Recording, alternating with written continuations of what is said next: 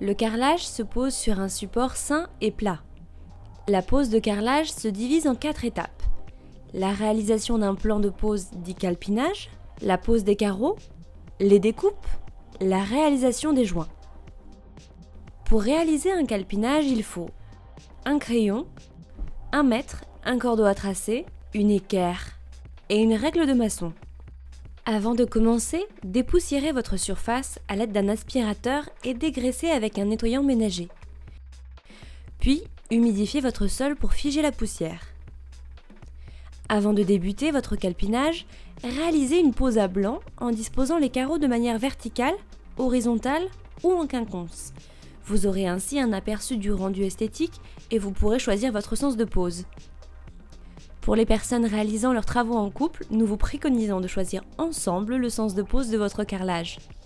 Si vous avez plusieurs pièces à calpiner, ou si la pièce présente de multiples ouvertures, il sera judicieux de réaliser son calpinage sur papier. Pour réaliser un calpinage, dessinez votre pièce sur une feuille de papier.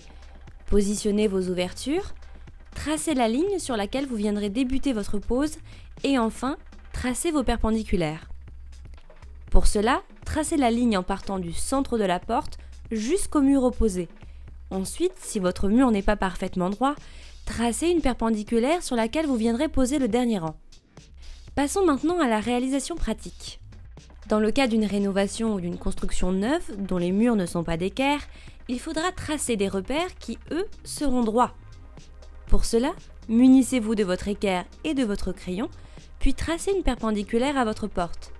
Enfin, tracez votre ligne à l'aide de votre règle jusqu'au mur opposé. Dans le cas de notre rénovation, nous voyons clairement à l'aide de notre équerre que le mur n'est pas droit. Il faudra donc tracer une perpendiculaire à cette ligne qui nous servira de repère.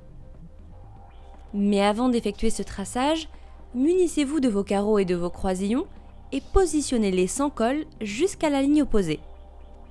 Au dernier carreau plein, utilisez à nouveau votre règle et tracez votre perpendiculaire jusqu'au mur opposé.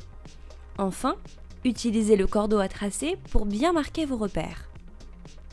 Le traçage de ces lignes permet d'avoir une pose droite, harmonieuse et d'optimiser les découpes. Les découpes seront placées de l'autre côté de vos repères. Vous pouvez maintenant passer à l'étape suivante qui consiste à poser vos carreaux.